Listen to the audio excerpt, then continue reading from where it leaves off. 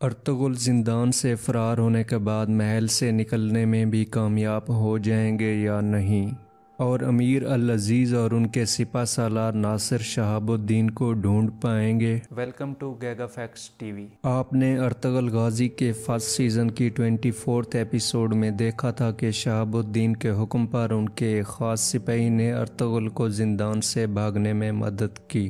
اب دیکھنا یہ ہے کہ کیا ارطغرل قید سے فرار ہونے کے بعد محل سے بھی باسلامت نکلنے میں کامیاب ہو جاتے ہیں یا نہیں۔ اس ویڈیو میں ارطغرل غازی کے فرسٹ سیزن کی 25 ایپیسوڈ کا ریویو کریں گے، لیکن اس سے پہلے اگر آپ نے ابھی تک ہمارے چینل کو سبسکرائب نہیں کیا تو سبسکرائب کریں اور بیل آئیکن کے بٹن کو ضرور دبائیں تاکہ ہماری آنے والی انفارمیٹیو ویڈیوز آپ تک پہنچتی رہیں۔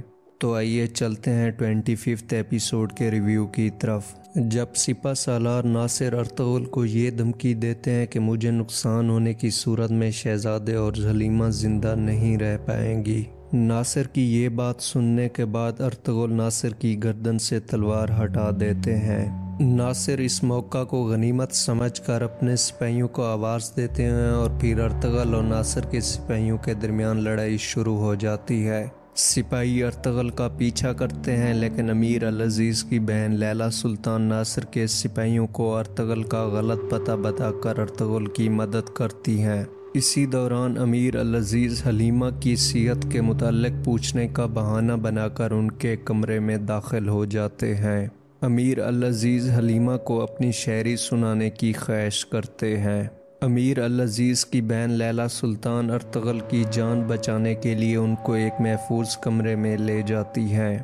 لیلا سلطان ارطغرل سے کہتی ہیں کہ اس وقت پورے حلب میں صلیبی جاسوس پھیلے ہوئے ہیں، لیکن میرے چچا جان شہاب الدین ہی حلب کو صلیبیوں کے فساد سے بچا سکتے ہیں۔ ارطغرل کے زندان سے فرار ہونے کے بعد سپہ سالار ناصر اپنے سپاہیوں کو حکم دیتے ہیں کہ ارطغرل کو ڈھونڈیں اور ارطغرل کے فرار ہونے کی خبر امیر العزیز کو کسی صورت میں نہیں پہنچنی چاہیے۔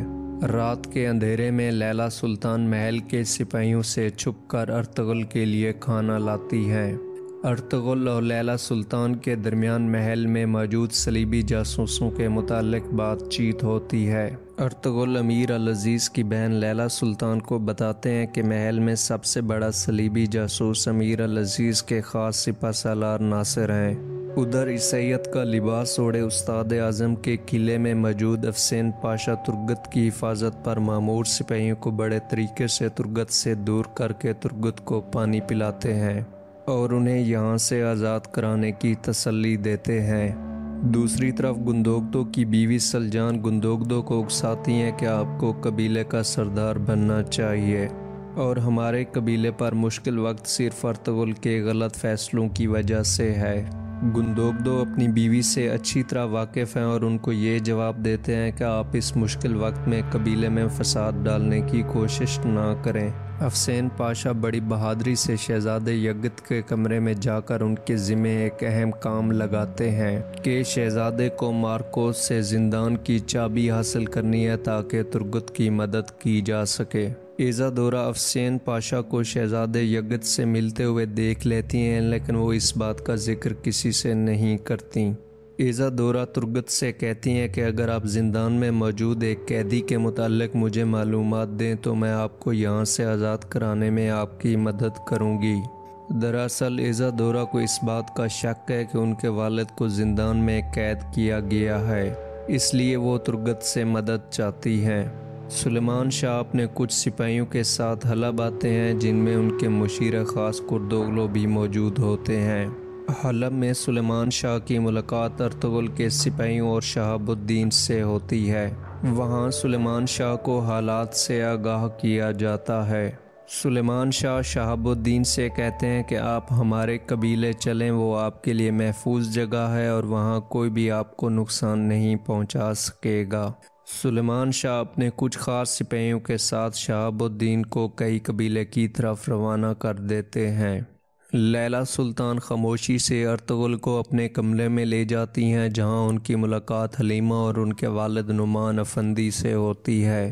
سلیمان شاہ امیر العزیز سے ملاقات کے لیے ان کے محل جاتے ہیں اور امیر العزیز سے کہتے ہیں کہ آپ میرے بیٹے ارطغرل کو رہا کر دیں۔ اور ہم آپ ہی کی زمین میں رہ رہے ہیں۔ اگر آپ نے ارطغرل کو رہا نہ کیا تو ہم پورے حلب کو تباہ کر دیں گے۔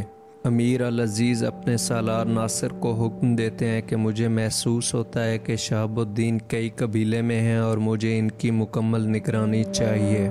دوسری طرف کئی قبیلہ گندوگدوں کی سربراہی میں جنگ کی تیاری جاری رکھتا ہے۔ قبیلے کے کچھ خاص سپاہی سلیمان شاہ کے حکم پر شہاب الدین اور امیر العزیز کے محل کی صلیبی جاسوس اسما کو قبیلے میں لے آتے ہیں۔